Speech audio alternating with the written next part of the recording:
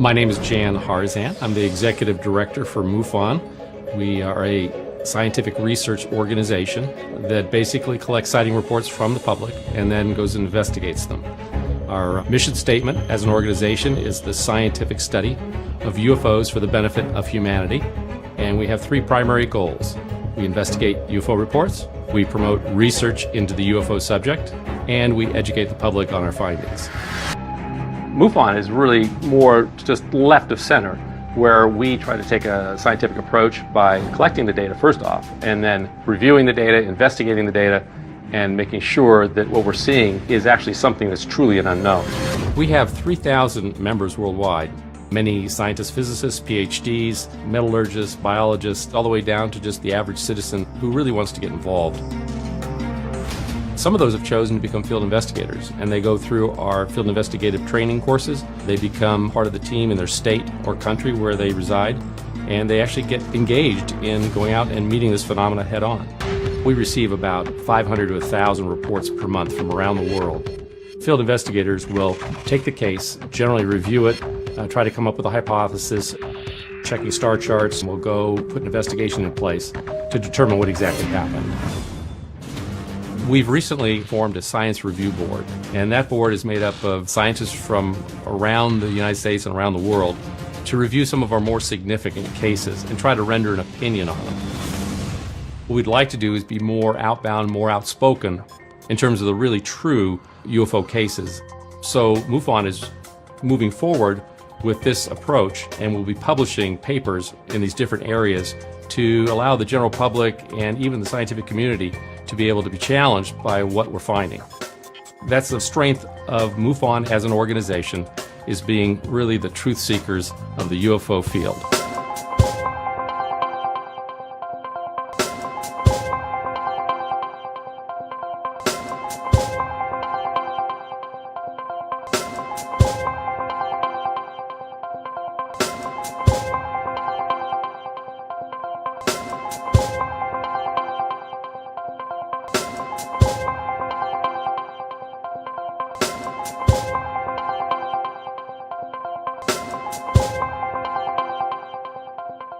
I have a lot on the agenda today, so let me get started.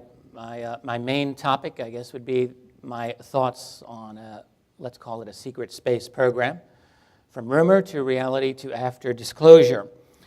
Just the other day, this article appeared in the Los Angeles Times about NASA. We've all been hearing about NASA, how it's ending its era of manned space flights. This particular piece in the LA Times gets into some detail about how NASA is in danger of really taking a second place or a third place even down the road in the future of global efforts to get people into space. Russia will be renting to the Americans the use of their spacecraft at I think $60 million a pop per person. European Space Agency is studying right now the likelihood and capability of doing manned trips to Mars. In fact, they've got people who are in a kind of Mars isolation environment replication thing there that they're going to be staying in for over a year. China is now ready to launch their first space station. India is working on their second robotic trip to the moon. Other nations as well are getting into the mix, building and launching their own rockets. North and South Korea, Israel, Iran, Japan, maybe others. But keep in mind that the end of NASA's supposed dominance in this era is only one part of the problem, one part of the situation.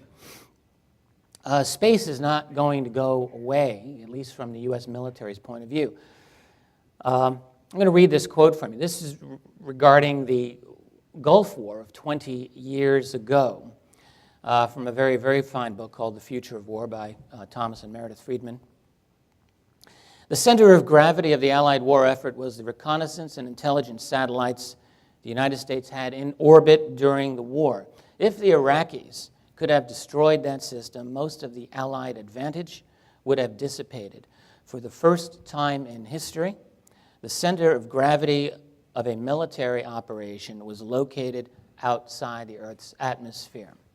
Keep that in mind. So all those B-2 stealth bombers that were able to hit their targets with incredible precision, this was possible for one reason, which was that the U.S. dominated the theater of operations in space. So space will not go away.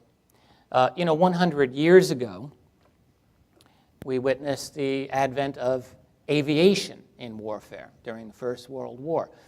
And just like with satellites today, those original aircraft, their first mission was simply to fly over the enemy and find out where those guys were and then report back. Of course, the enemy started to think, well, we need to shoot those planes down, and it promoted an inevitable escalation in that war. So you have the first true fighter aircraft with machine guns and so on. And each new development spawned another development. It is exactly the same with space. You have space satellites that are designed to spy on the world, and then you have other parties that might be interested in disabling those, and you have an instant militarization and escalation of what's going on in space. That's inevitable. We talk sometimes, we hear things about de-weaponizing space. It's about as likely to do that as it was likely to stop escalation of aircraft in the First World War and beyond.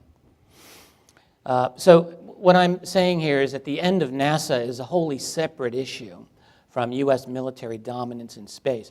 I don't think any of us can truly imagine that the U.S. military is simply going to walk away from their preponderance of control over space as a theater of operation. And yet we hear very little, don't we, about U.S. military presence in space, despite the fact that those interests there are paramount. My suspicion or analogy that I think of would be with the old Project Blue Book run by the Air Force back in the 50s and 60s. Blue Book was closed in 1969. Really, what was Blue Book by that time? It was a public relations effort by the Air Force, essentially to serve as the mouthpiece on the UFO topic. It had become a hindrance to the Air Force by the late 60s, and the main mission was to kill it. It did not affect UFO reporting through the military chain of command, not at all. NASA may no longer serve much of a useful military purpose. It could very well have been made obsolete by other developments that we just are not privy to. NASA very well may be a hindrance to furthering those missions as well. It's worth considering. After all, as I'll be showing you in a short while, there's been some very interesting video footage that's come out of NASA missions. They're all over YouTube. I'll show you a couple of them. In other words, NASA is itself the source of leaks about clandestine covert activities within that world. It's the source of leaks in terms of video. And so perhaps it was seen as a hindrance in that way. And then also just an easy congressional target in our era today, without a doubt. But again, I would like just to remind you, let's separate NASA from the military component of space. And after all, we know there's U.S. Air Force Space Command, Navy's and Air Force both have significant interests in space. I would point out in the Navy, I have a little laser pointer on this, I guess not. Oh, I do. There we go, right? Can't really see it. In the Navy statement here, space cadre members are currently assigned throughout the national security space arena, including the National Reconnaissance Office, National Security Space Architect. Okay, the NRO, National Reconnaissance Office, keep in mind, was itself a secret, completely secret agency for about 30 years. No one knew it existed. It's got a very strong interest in space, obviously. The U.S. has its own history of secret organizations that have existed within the government without people knowing. NRO, the NSA, the National Security Agency, are two prime examples. So in other words, secrecy, big agencies being secret, actually has a long proven history in the national security state. There's no reason, none, really, when you think about it, why that shouldn't be the case today with a military space component or military space program. We have these known ones, and I think there very well could be areas of this that are not known to us. Now, let me just switch gears a little bit. Something exists that is not supposed to exist. We all know what that is. This is about a 1-minute little slideshow I just want you to take a look at some of these images of UFOs from the 40s right up into our own era. Most of these are familiar to researchers who've been in the game for a while. That's the Heflin photograph of 65, Utah 1966, Japan 78, and so on. That's an Iranian shot from 76, another Iranian shot, 78, excuse me, 1981, Hudson Valley. There's a space shot. That's an interesting one in my opinion. 1988, Hudson Valley, Gulf Breeze. Yes, I supported Gulf Breeze in my last book on UFOs. Area 51. Great shot there. A lot of those, people taking pictures of their family and saying, what's that? Australia, 2004. Hungary, I believe. New York State, I don't believe that's a mosquito. And there we go. Okay, so that's something we all know is UFOs. There's something that's here that's not supposed to be here. I got into this business almost 20 years ago now through the lens of looking at military documents. That was always my first and most important focus. It still, to me, is the foundation. When I speak to anyone who's really skeptical about UFOs, and there's a lot of folks like that, I don't try to convince them of anything other than the fact that our military has a proven deep interest in this. And in fact, there are a number of very, very compelling documents that prove that not only is the military interested in this, but that our jets have chased these things, which have outperformed our jets time and again, and not just American jets, but jets of other nations as well, but certainly the U.S. component of this is huge. These are some of the key documents. I've at other times spoken about them at great length. A couple of years ago, I put together an article that I still think is useful. I call it 12 Documents Proving U.S. Government Interest in UFOs. You can see that at my website. That's Keyhole Publishing. And I would recommend it to you if you are on the fence or want to be convinced that there is an important thing going on that is well documented. This does not prove that UFOs are ET or that they're anything other than something extraordinary that needs explaining. But to me, that's a good place to start. Now let's move on. So we've got military interest in space. That has to be. The U.S. military structure cannot not be interested in control over space. We have a UFO phenomenon that has engaged that military for over 60 years, for sure. We know that that is true. So now what about space? Well, the fact is that it took me a long time to ease myself into this, but there are oddities in space. You might say they're oddities, or you might say that they are possible motivations for a secret space program. In other words, if you've got strange things happening in the atmosphere, in your theater of operations, you might want to check it out. That might be an important part of what you do. After all, we know we know that regarding U.S. air bases in the 1940s and 50s and 60s, when there were violations of the airspace there, we know for sure that this was a matter of concern to the military authorities. And so it would stand to reason if you've got anomalous activity in Earth's atmosphere, the same rule would apply. There would be an interest in investigating and finding out what's going on, but you wouldn't want to do it with the whole world watching you.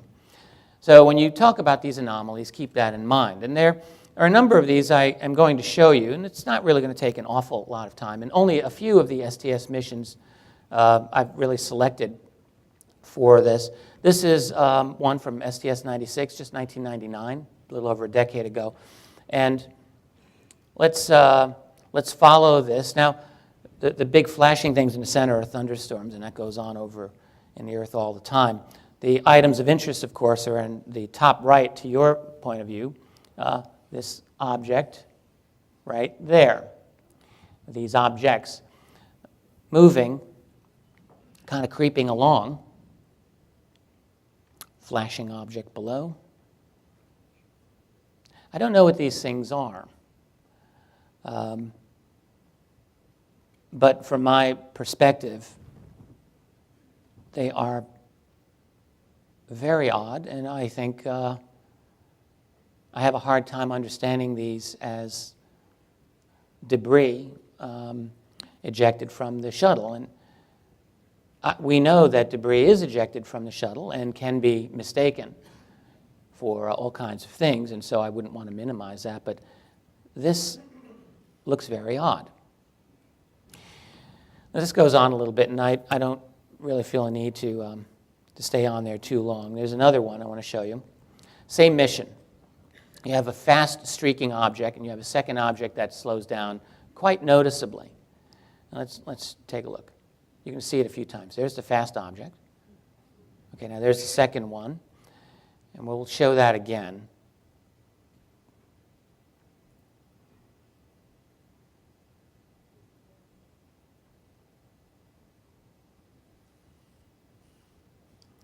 Now this is the same one, but slowed down by about 50%.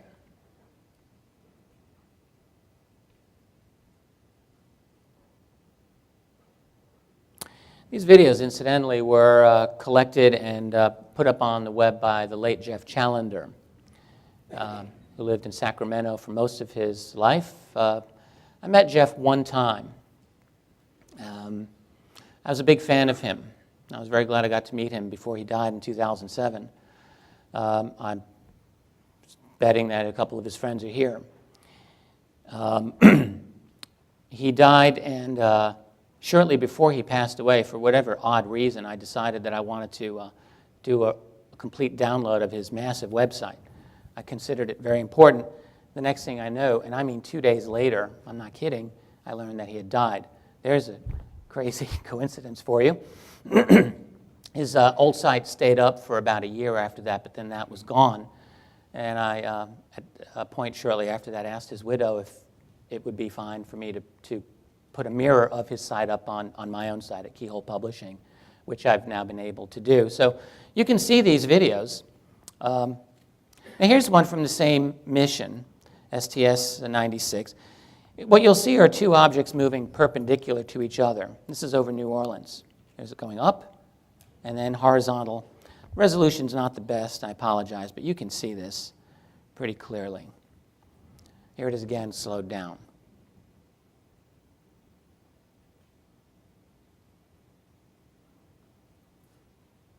Again, it seems odd to me. What you find in a number of these cases as well is that the people operating the cameras are very interested in following these debris, if that's what they are. Here's one from another mission, a year later, 2000, STS-106. What you'll see, it's hardest to see in the first take of this. It's actually easier to see when it's sped up. But you'll see a series of objects in a kind of triangular formation moving. Now, the U.S. Navy has NOS satellite, the NOS triplets, which is 3 satellites that orbit in a triangular formation. Their orbit is above that of the space shuttle. So that, I think, can be ruled out. As debris, it seems odd, or seems difficult to explain it since they move in a clear formation with each other, but independently of each other. The sun had not risen, so reflection seems to be a difficult explanation too. So you'll see them. There they are.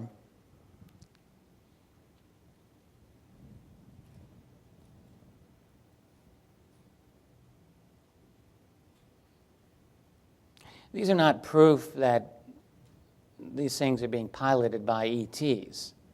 That's not my point here. It's simply to indicate that it looks like there is activity, sophisticated activity, going on in our atmosphere that maybe some of us would like to know about. Let me show this now. Faster, you'll really see it a little more clearly. There it is.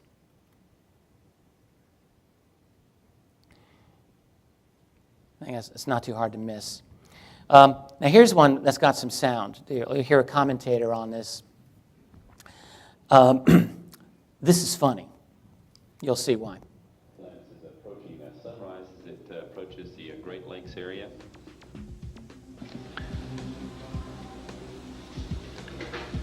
zoom in. This Say it.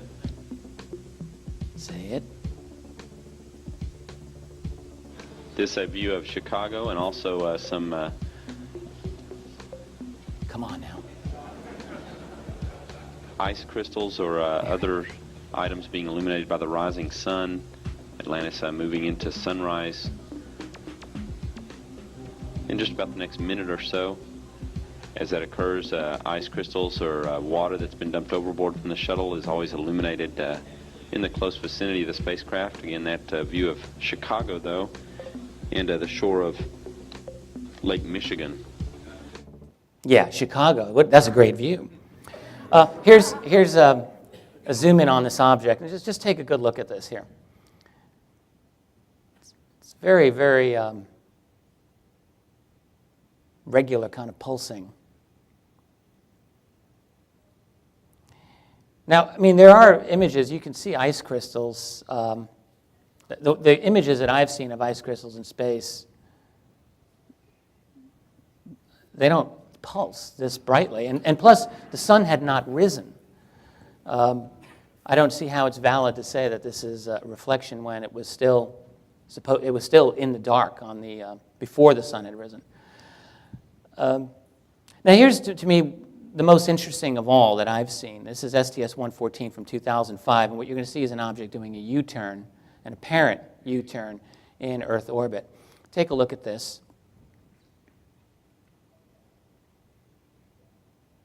And it'll actually slow down and stop for a moment.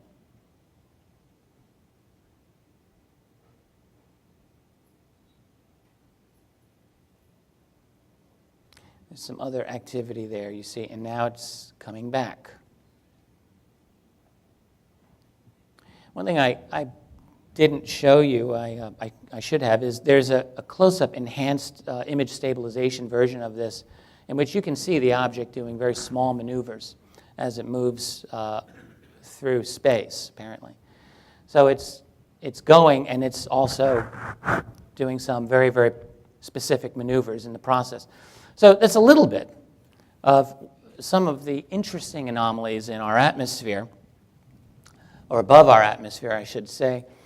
And again, I would only emphasize that if I, or I'm sure if you were in charge of monitoring the UFO situation, you would be interested in investigating what these things were, and again, you would want to do it in a way that would be secure from outside prying eyes, obviously. So that would be by itself a motivation to have some secrecy in a program in which you're going out into space. Here's the moon. Some odd things about the moon. By the way, I'm reminded of the last U.S. mission to the moon was a military one. It was the Clementine mission, which was a lunar mission to photograph the entire lunar surface. And I personally looked for all the Clementine images, and I don't think that most of them are available.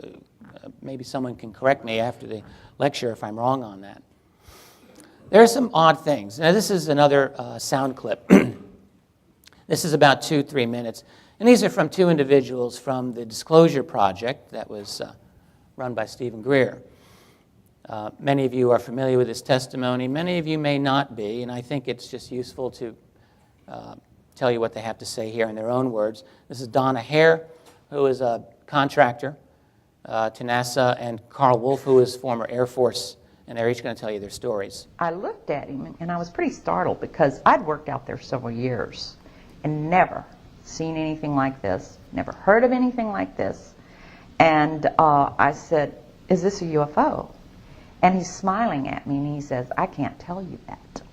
I can't tell you that." What I knew he meant was it was, but he couldn't tell me. So I said, "What are you going to do with this information?" And he said, "Well, we always have to airbrush them out before we sell them to the public." I was asked to go over to this facility on Langley Air Force Base where the NSA was bringing in the information from the lunar orbiter. And so I packed up some tools. I went over.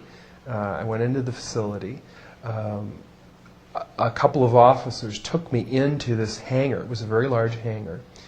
So they took me into this laboratory. I took a look at the equipment. There was an airman second class in there. I was an airman second class as well.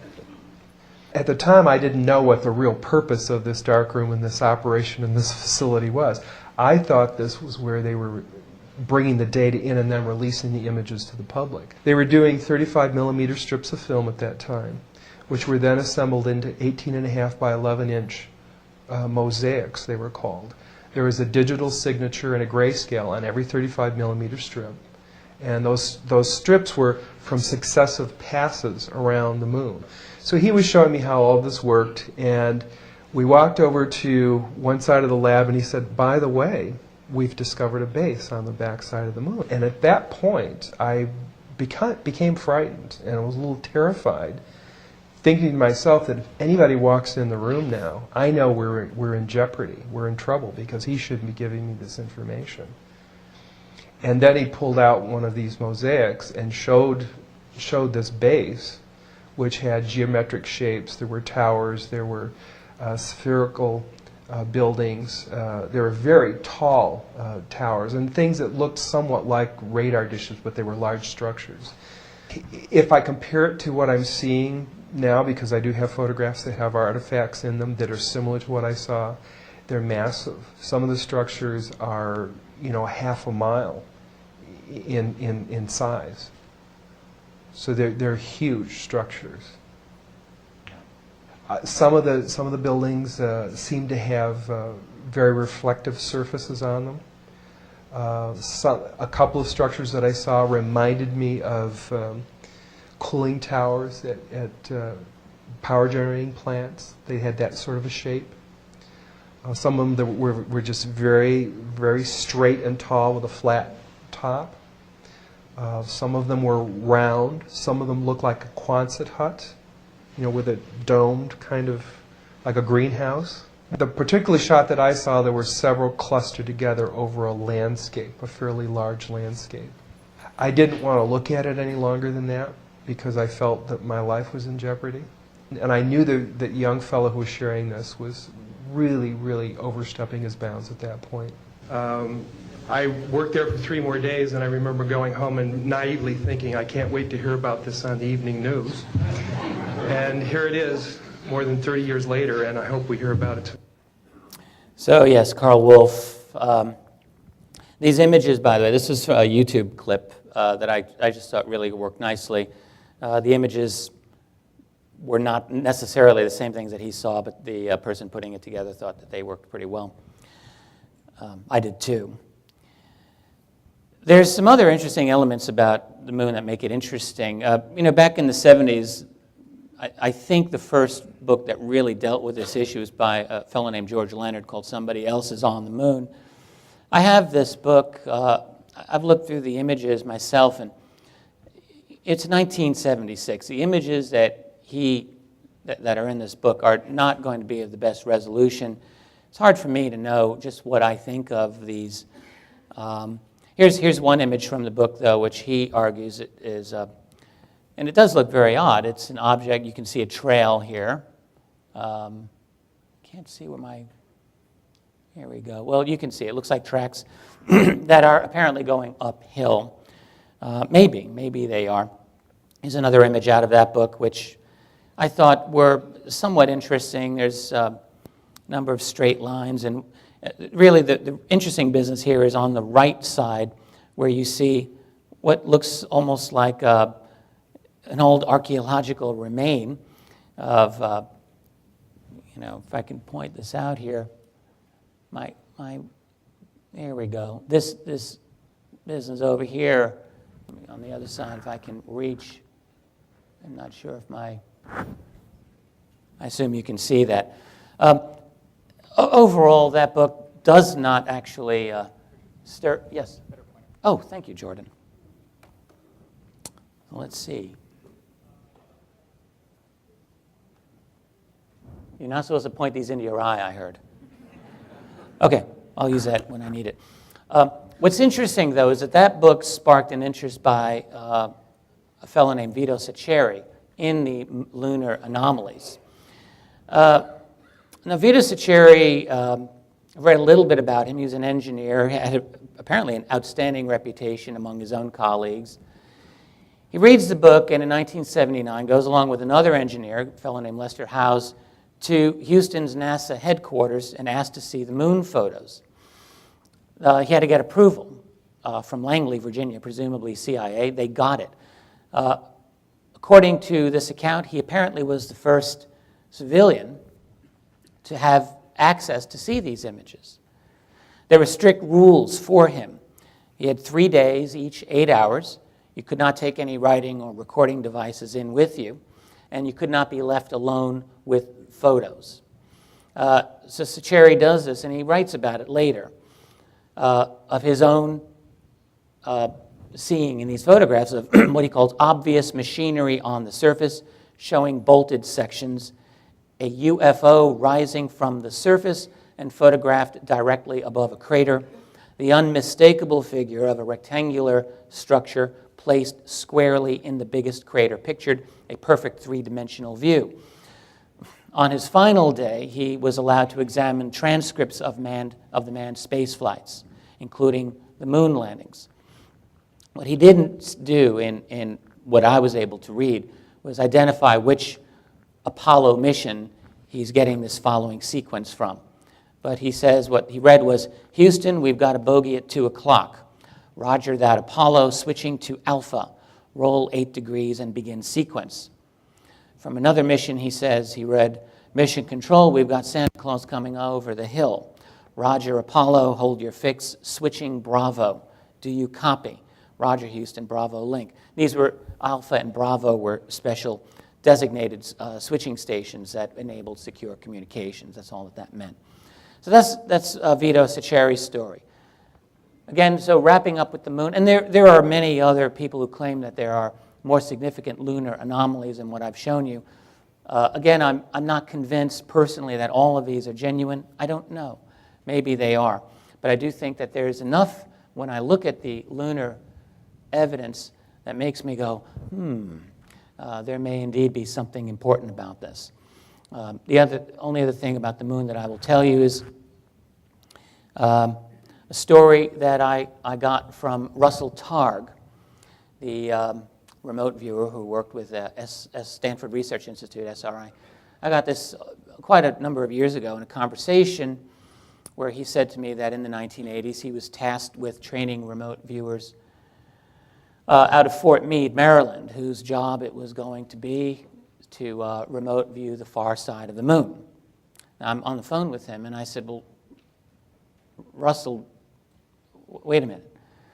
I'm playing dumb here. I said, well, why would they be tasked with remote viewing the far side of the moon? And he said, well, why do you think? I said, are they looking for E.T.? He said, yes. That was my understanding. They were looking for E.T. I said, did they find E.T.? He said, well, don't know. If I did, I don't know if I'd be able to tell you anyway, but I don't know. So if you take that for what it's worth, I've known Russell. I think he's truthful with me. You have a situation where remote viewers were tasked with looking at the far side of the moon. There you have it. There's another moon in our system. It's called Phobos. It circles around Mars. It's a big irregular rock. And I think most of us are familiar with the Phobos monolith.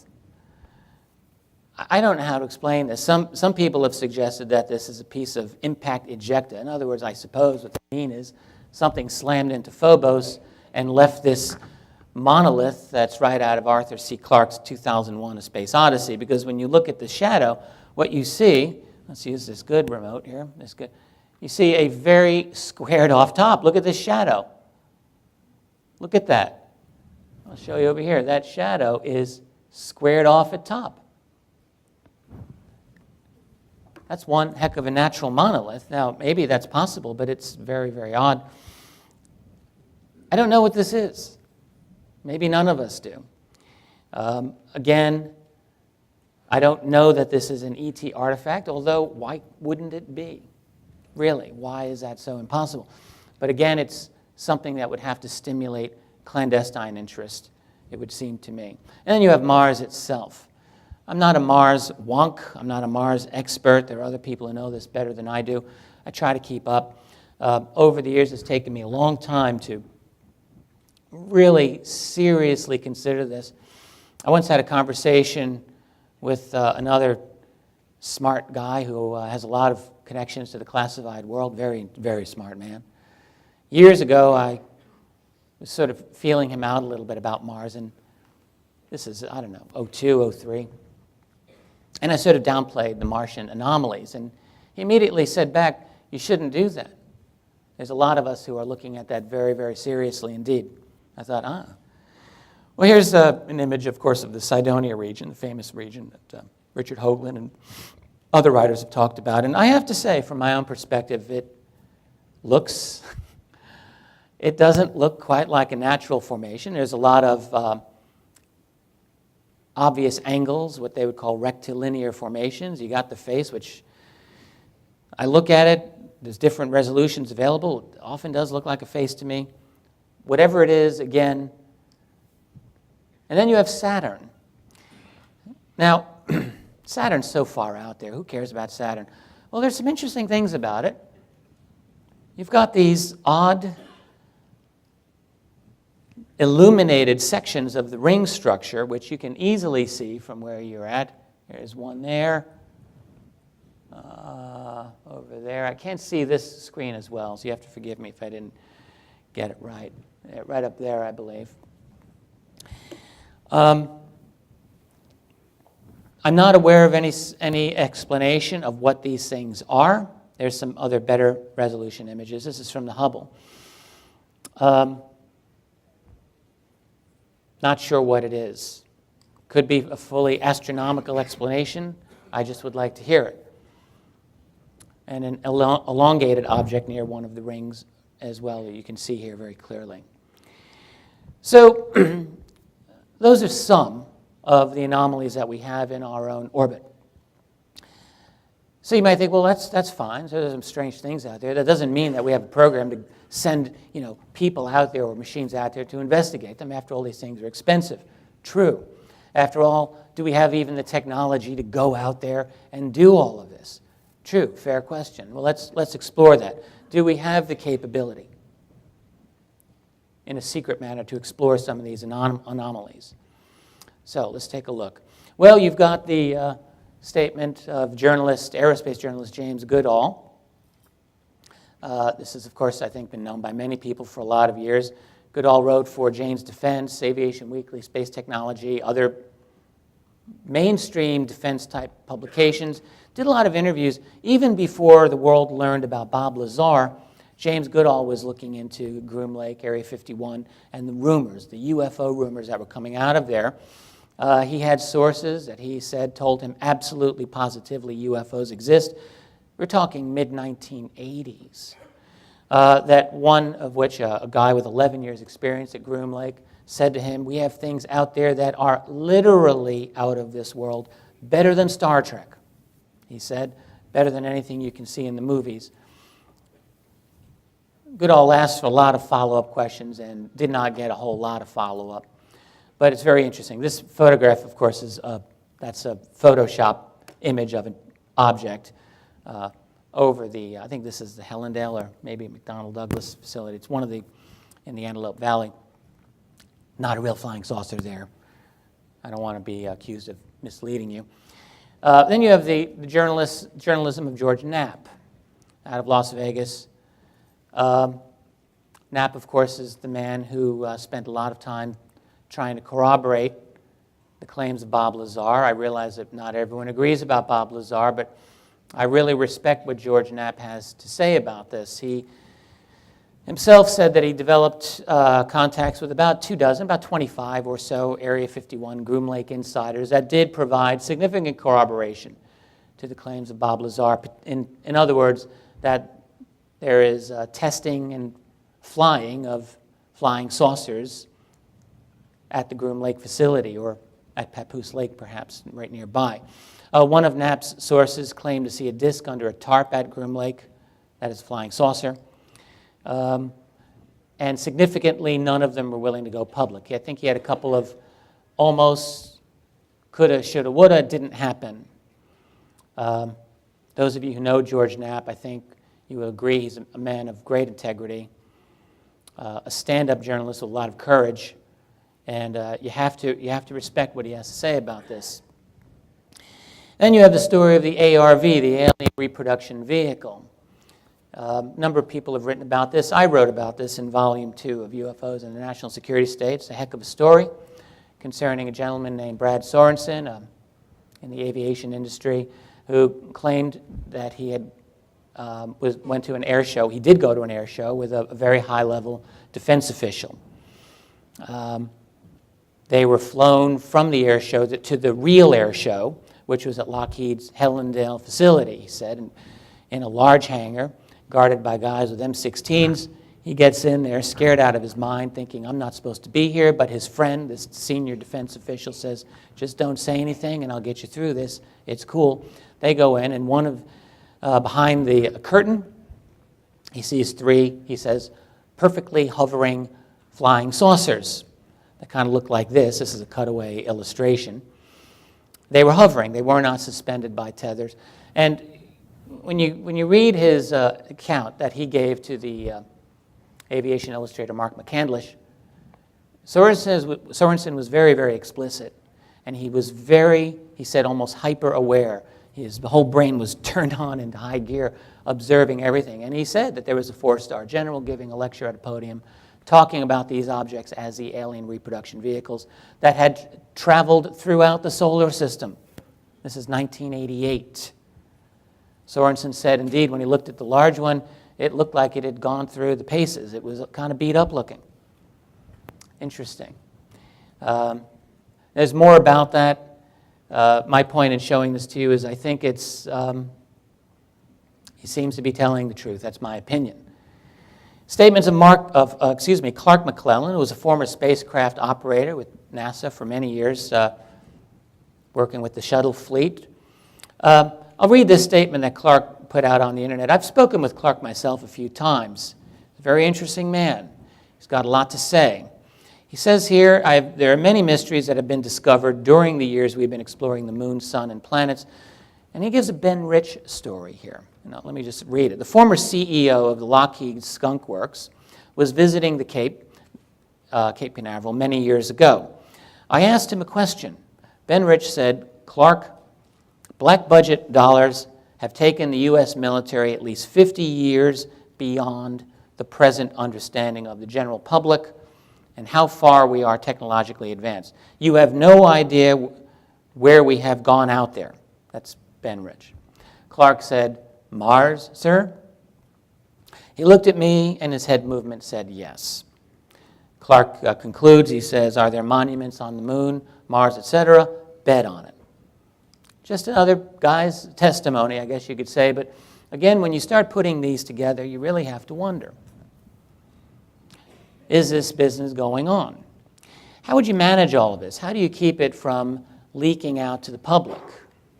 It's a good question, something that I've pondered about myself over a number of years. There's a couple of, not many, but there's a few pretty good studies that have been done on the whole world of special access programs.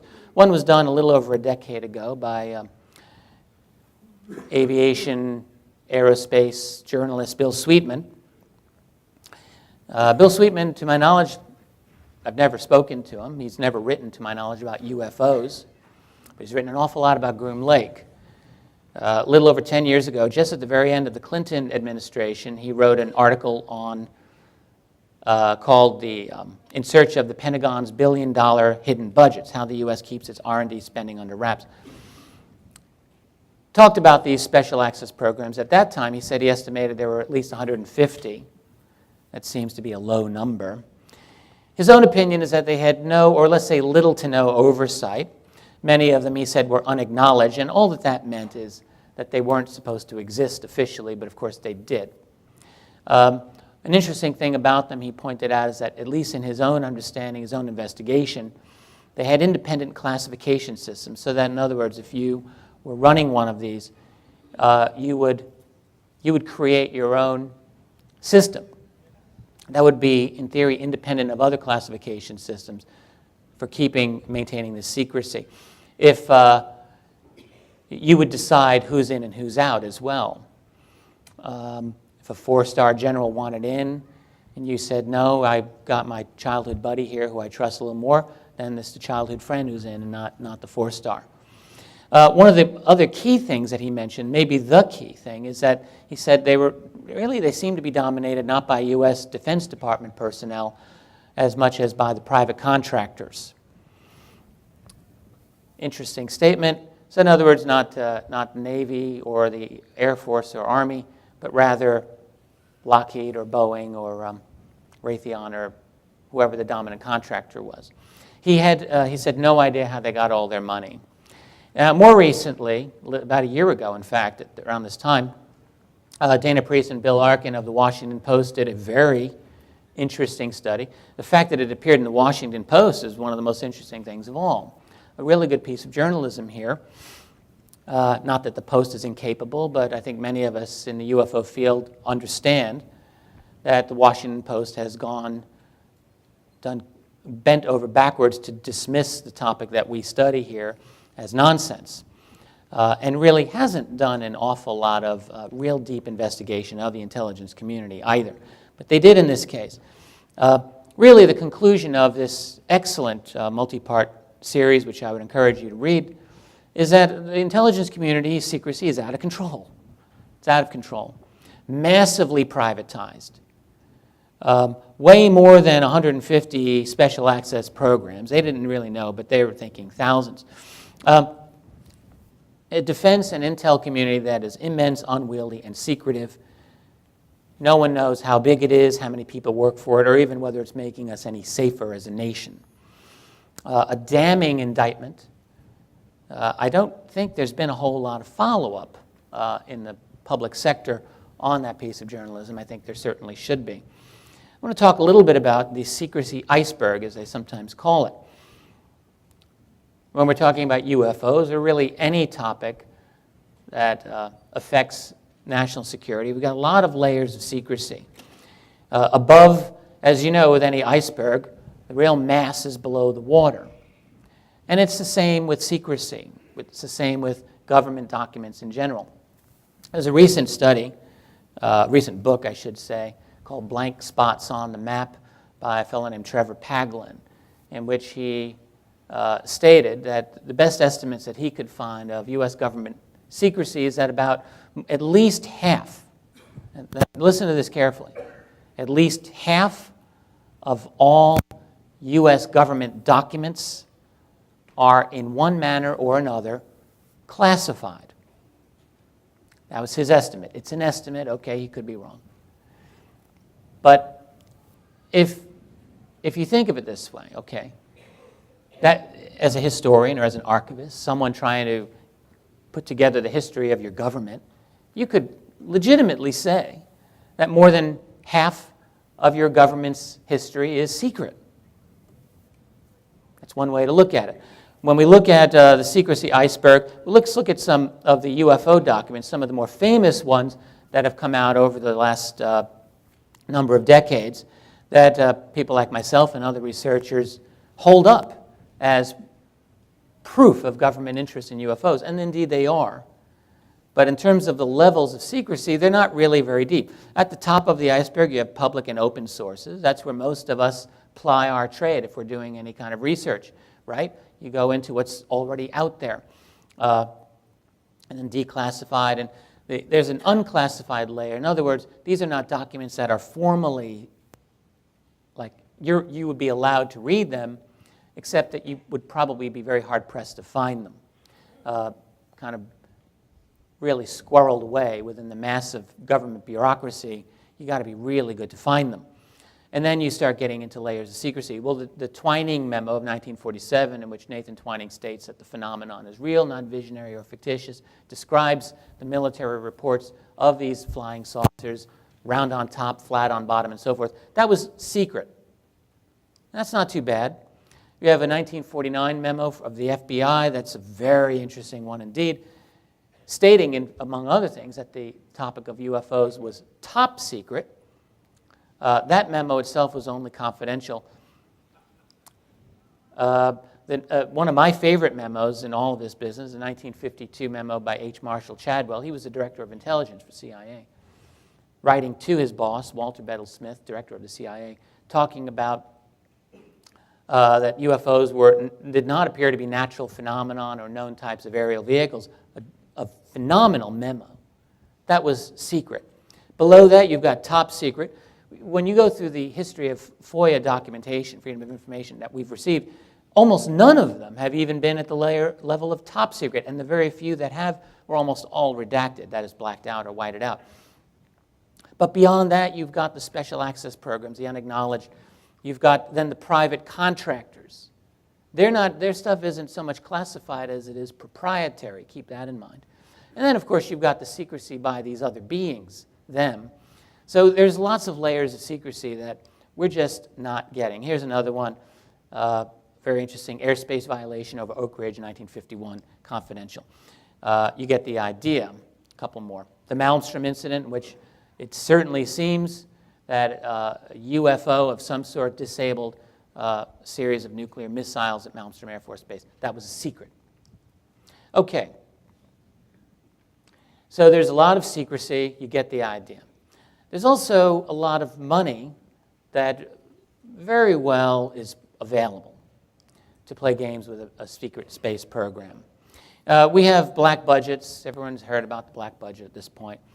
You get different estimates as to how large it is. The New York Times estimated back in 2008 that it was $32 billion. Seems kind of small to me. Even back then, U.S. military budget was over $400 billion. I'm pretty sure. It's now we're over $500 billion. 2009, Wired magazine said the black budget was about $50 billion. I don't know. 20 years ago, Tim Weiner, in his book Blank Check, estimated the black budget at $30 billion. That was 20 years ago. Has it gotten smaller? You have statements that there are trillions of dollars that have gone missing. This is probably the most famous one of several. Donald Rumsfeld, this is early on in the Bush years, talking to the House Armed Services Committee about $2.3 trillion in transactions. Actually, here his original statement was $2.6 trillion. That we can't account for this. Now, that's 8 times the Pentagon's budget at the time.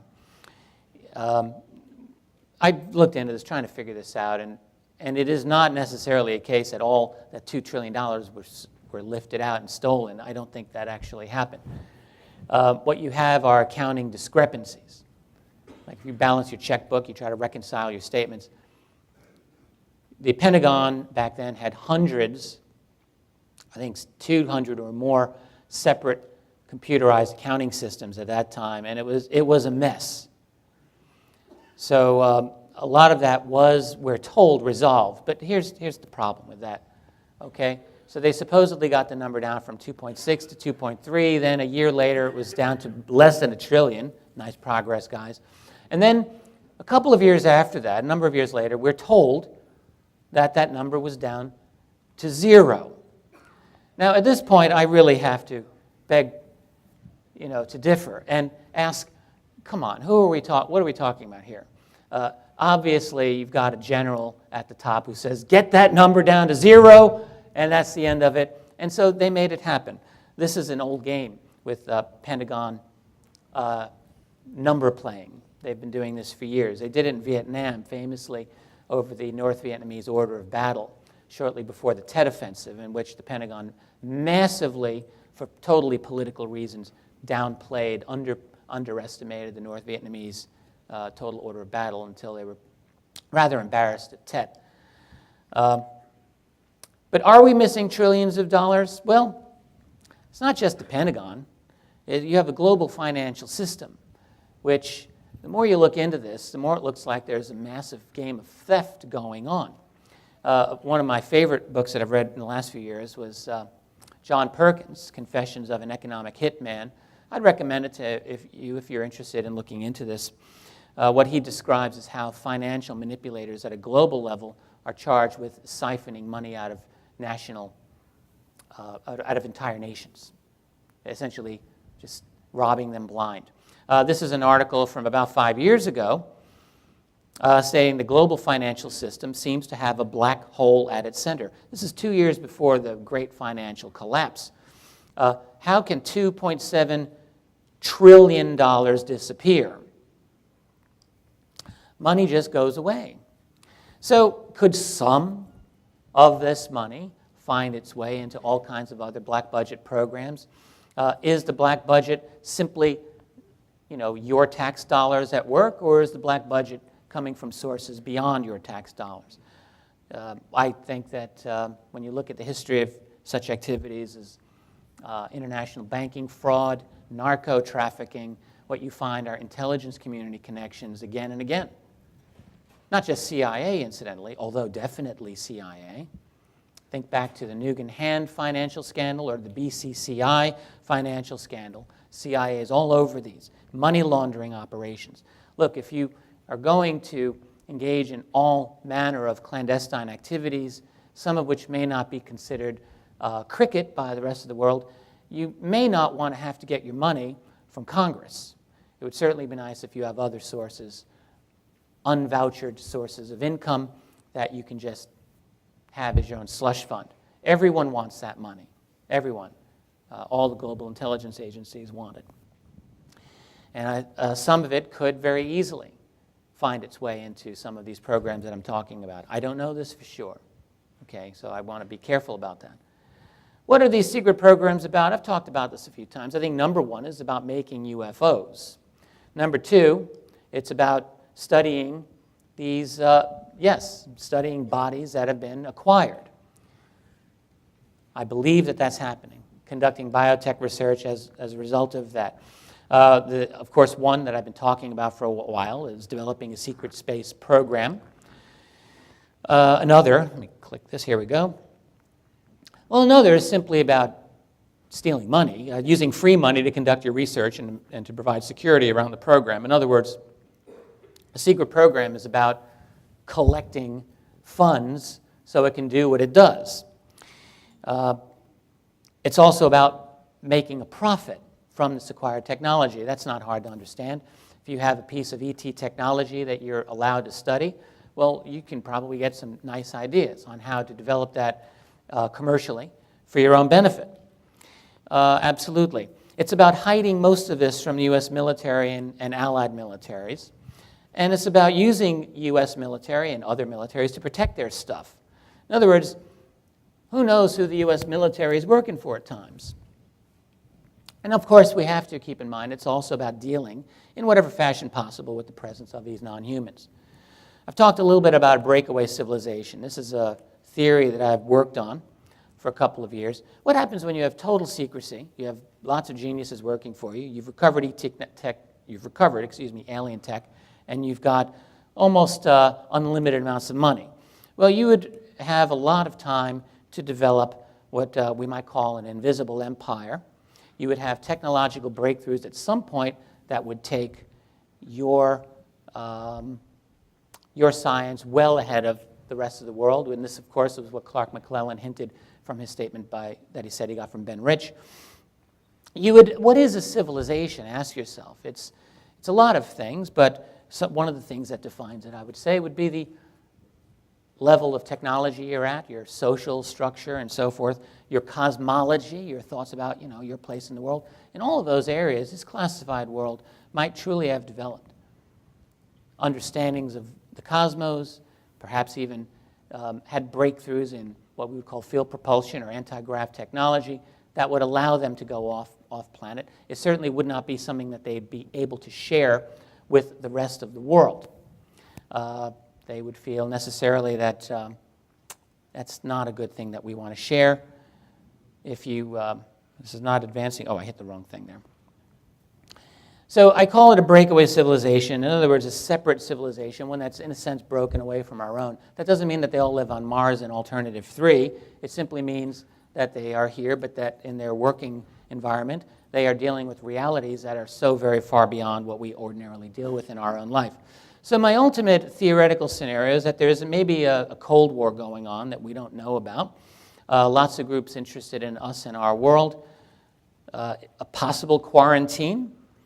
I also think there's multiple human groups involved in this, not all. I don't think there's one cover-up group anymore. I think there could be multiple cover-up groups with varied agendas, all of which probably concern themselves with getting access to this ET tech and maybe other secrets as well. It's a big secret. It's being hidden from us, but it won't be hidden from us forever. And this takes me to the next section. I've got, I see I have 15 minutes. I'm going to try to pick up the pace a little bit. For many years, I've described disclosure as the paradox. It's inevitable. It's impossible, but it's inevitable. I do believe it's inevitable. Change, we're living in the period of the most dramatic change in human history. And we forget. Every single day we wake up, we kind of forget that. But think about the last 20 years. Forget the last 50 years. It's unrecognizable, and this change is unstoppable. In a sense, I think what's going to happen is it's a matter of time before something happens that's going to force this issue out in the open. We're developing ways globally to communicate with each other that were not even considered a mere generation ago. What's our world going to look like in another 20 years? Ask yourself, in terms of our ability to have global conversation, to research things, to find things out. We have WikiLeaks now. Didn't exist 10 years ago. Couldn't exist 10 years ago. Okay? So, something's going to happen. When that dam breaks, we're going to have a whole lot of questions that are going to be very, very unpleasant to ask. Who are they? What are they? What do they want? Are we safe? How have you kept this secret from us all these years? There's a fun one to ask. That's going to get into this whole nasty mess that I've been touching on here. What is the status of our secret tech programs? Where's the proof? That'll be a tough one. You wouldn't want to be the president and have to answer these questions. What do we do? Well, most of that I was very privileged to write about with my co-author Bryce Zabel in our book AD After Disclosure. That came out almost a year ago, and I have it here. You can buy it at the end of this lecture if you're interested, or you could at least read through it and put it back on the table. That's cool too. All that it is our exploration of this issue, our own attempt to sort of see, with our feet on the ground, hopefully, how things might play out. I think disclosure will open up a big old mess on us. It will take us 20 years or more to work through. I don't think it's going to be a simple issue. Here's one reason: energy. Maybe the core issue, because whatever these UFOs use, it's not oil. And we're going to be very clear about that. And so right off the bat, people are going to be asking, well, what is it? Is it zero-point energy? Is it some form of nuclear fusion? Is it something different? Whatever it is, it's not oil. And it will then threaten one of the most predominant industries in our world, one in which much of our global financial system hinges on. It's going to be a little messy. I'm not saying that we shouldn't do it. We should make this transition, because I think we all know that our oil economy is a thing that is only going to be temporary. We can't go like this forever. We're going to have to change at some point soon. And the UFO issue, this is one of the key practical areas of import. There's an answer there, whatever that answer is. Geopolitical unrest is going to follow, there's no question. Riots. You look at the Middle East, the Arab Spring of 2011 that we've been talking about. That happened like that. And other sparks can happen equally fast. The secret about UFOs comes out. You think there won't be a million-person march on Area 51? Wackenhut can stop 10 or 20 or 50 people. It's not going to stop 1 million people from going in there. Not to say that it will happen, but maybe it will. The world can change on a dime. Revolutions don't happen slowly. The revolutions happen fast. French Revolution, the Russian Revolution, the end of the Cold War, the fall of the Berlin Wall. These things were quick, and they were also not foreseen much in advance of what they happened. Lots of questions, and it's going to open up our history in ways that are going to surprise us, I think. Political leadership is going to have to make some real tough choices. Everyone knows, I think, we can recognize that political leadership the world over is beholden to very powerful interests that stand behind it. I've at least made this argument for a number of years. I think it's true. When it comes right down to it, people get angry over the secrecy, U.S. President and other responsible leaders are going to have to choose. Who am I going to side with? The guys who put me in power, that is the secret keepers, let's call them the Illuminati, the breakaway civilization, whatever they are. Or am I going to step up and side with the people and try to break down this black budget world that has dominated this topic since forever? Is there someone in the world who's going to have the courage to do this? I don't know, but I think it's possible. I think we'd be fools to deny that it's a possibility. We have a rendezvous with destiny. I think that, among other things, disclosure will energize our push to explore beyond our world. Of course it will. We're going to see for sure that there are other beings out there. They can get here. Well, let's go there. Stan Friedman has pointed out, with a great deal of insight, I might add, about how these other beings probably look at us and think, no, they're a little too scary to let them out of the cage. Well, I think, yeah, we are. We're terrified of the ET threat to us, at least some people are, but humanity certainly, is no denying, has done the most horrific things to itself and to this world, beyond anything that I can imagine what ETs will have done, at least that I know of. Having said that, I don't believe that we're inherently evil. I do believe that we have the ability to be better than what we are. And part of what we need is truth. What we need is truth to help that. One of the ultimate ironies is that the Majestic group, let's call them that, the breakaway group, whatever, is probably attempting to deal with this problem, and they themselves may not know who they're dealing with. So that in a post-disclosure world, we may not have a whole lot of answers. We may just have a whole lot more questions. That's a real possibility. And again, I think it could take a long time before some of those questions are resolved, but that's okay. In the long scheme of things, it'll all come out. Times are tough for humans throughout all of our history. It's no different for us. Now, the last thing I wanted to state is I want to talk about the future, not just of space, not just of the ET presence and of disclosure, but of ufology itself, because that's what we do. We study UFOs.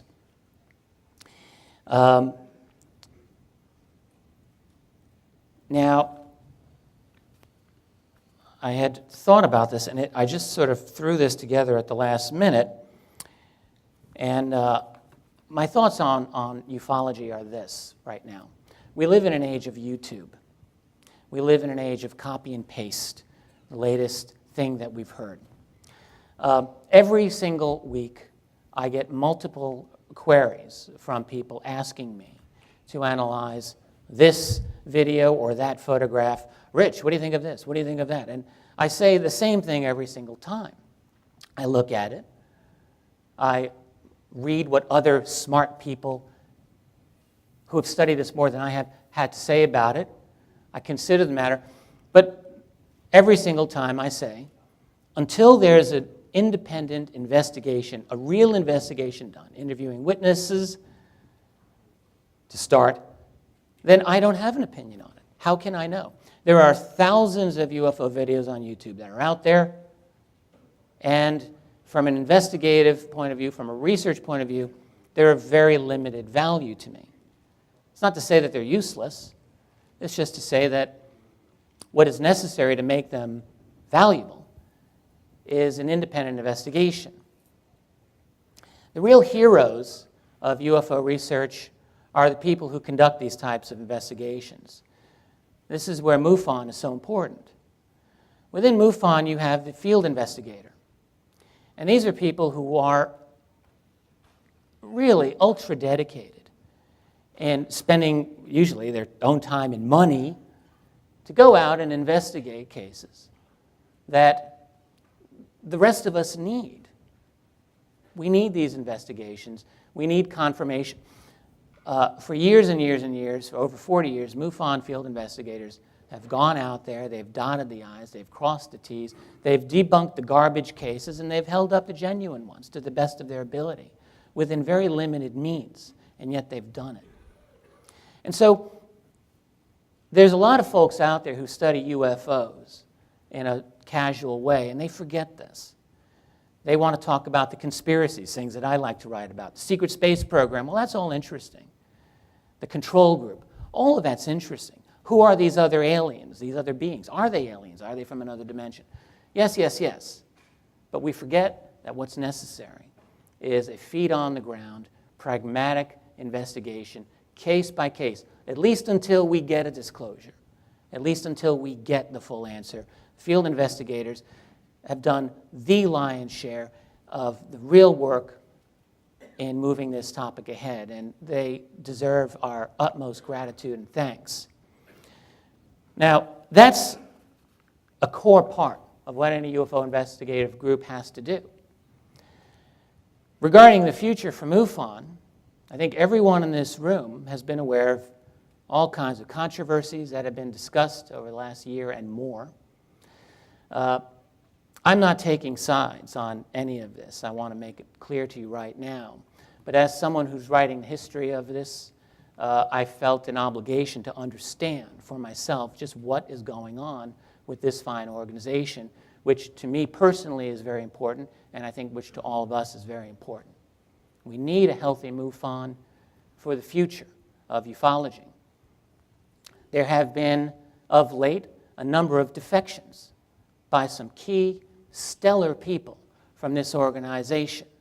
Over what? Over suspicion of how MUFON has been run. And again, I don't pretend that I know the answers. I've tried to. But some of these claims have been very troubling to me, and I think to many of you. Claims about an opaque nature of the structure of power of the board, an unresponsiveness to the needs of the people in the organization itself. There have been calls for elections of the board members, and we're all aware of this, and I know the matter's been dealt with. At least the board has taken its own steps, I understand. But really, what is necessary? All right? Without getting into the truth matter of the claims, I would simply suggest to the board of MUFON, most of whom I know and I think are good people, that they need to be on top of this. And they need to realize that MUFON as a volunteer organization needs dedicated people who believe in the integrity of that organization. And it's not just people inside, it's outsiders who look in. It takes 5 minutes on the web to search this out, and you see suspicion from all quarters of this really excellent organization. But there's a lot of suspicion. And responsible leadership needs to understand that the moment for real change and for adaptability in a changing world as such that we have is always right now. And there's a strong need for this responsiveness because just as NASA is now in danger of losing its leadership in the civilian world of space exploration, hey, it could happen to MUFON in the field of UFO research. Stranger things have happened. Other organizations have already formed to compete. Whether or not that's going to go anywhere, well, I don't know in this particular case, but it's a symptom. When you have a good organization, or when you have a long-standing organization that loses good people who are talking about this publicly, explicitly, I might add, making some very serious statements, then you've got a problem that has to be dealt with in a forthright way so that UFO research can continue in a way that inspires our confidence and inspires our respect.